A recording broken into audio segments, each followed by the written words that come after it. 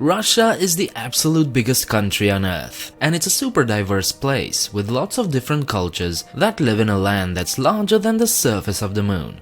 To manage such a large territory, the country is divided into dozens of federal subjects. Today we come a bit closer to Europe and talk about a region located on the Black Sea shores, Krasnodar Krai. Hello, and welcome to 7 Facts. Krasnodar Krai is not the biggest federal subject of Russia, but it's also not to be ignored. This is Russia's third most populous region, housing over 5 million people. It's part of the North Caucasus historic region and is thus home to many ethnic groups. Russians represent the absolute majority, of course, but there are other nations too, like Armenians, Ukrainians, Tatars, Greeks, Georgians, and even Germans, Turks, Assyrians, and Romanians. You may not have heard of this place, but it is an exciting and dynamic corner of Russia. So let's begin exploring it.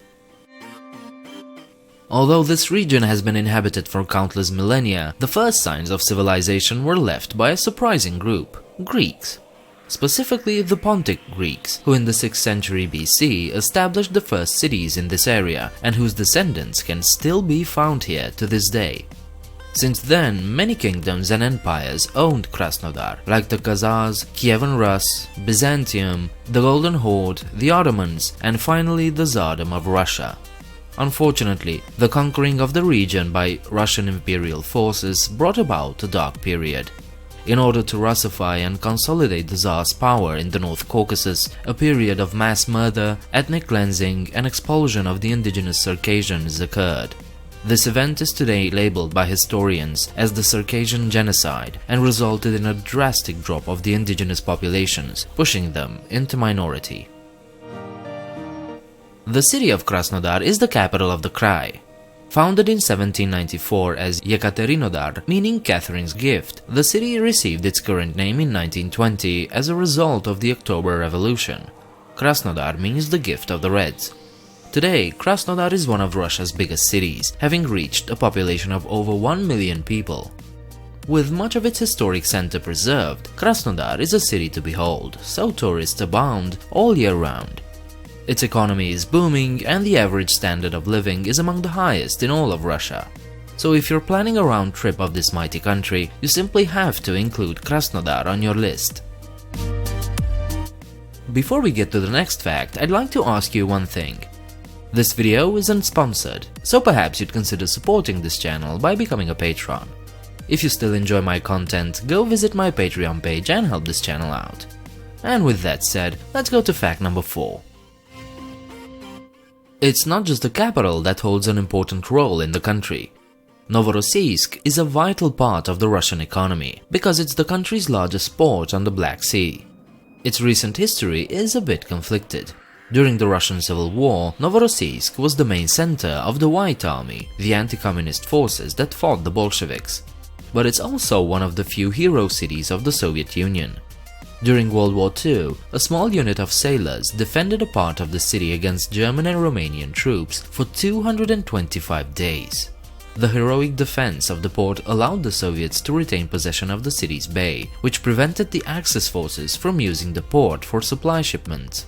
Today, Novorossiisk is one of the busiest ports on the Black Sea and among the most prosperous. Another important Russian city you surely heard of is also here, Sochi. As a part of the gorgeous Caucasian Riviera, Sochi is one of the most beautiful and seeked-out resorts in the entire country. It is one of the very few places in Russia with a subtropical climate, with warm to hot summers and mild winters, so you can understand why it's such a beloved place. It's a coastal city, but very near you can also experience some alpine sports at Rosa Hutor. Sochi was also the host of the 2014 Winter Olympics and Paralympics and hosted several games in the 2018 FIFA World Cup. This status of a fashionable international resort is owed to the infamous Soviet leader Joseph Stalin, who began the city's transformation into what it is today. No matter its history, Sochi is basically the summer capital of Russia, so a visit here is a must. If you don't like crowded places, that's okay. There are plenty of other places you can visit in Krasnodar and you don't even need to pack a lot of warm clothes. Despite being a Russian province, this place is out of the ordinary, as it's the country's warmest region. While it has a mostly pleasant temperate climate, on the Black Sea coast you'll encounter an even warmer Mediterranean and even subtropical climate. As a result, there are many other resorts besides Sochi you can explore. And you won't be alone. Krasnodar Krai is Russia's most popular resort and tourist region. Some people don't really like the beach life, but that's okay too. Krasnodar Krai also has a bountiful offer of mountains too. Mount Sakhwa is the largest mountain around here at 3,346 meters, so if you're into skiing and mountaineering, this might be a good place to explore. The mountains of Krasnodar Krai, which are the western extension of the Caucasus Mountains, are actually what shelter most of Krasnodar from the cold northern winds. Oh, and by the way, the Black Sea isn't the only sea that washes the shores of Krasnodar. The entire western side of the province is bounded by the Sea of Azov. So without a doubt, this is one of the coolest regions of Russia. Please leave a like and subscribe if you enjoyed this content. Leave your comments downstairs and don't forget there's a Patreon page where you can support this channel. I hope to see you next time. Bye.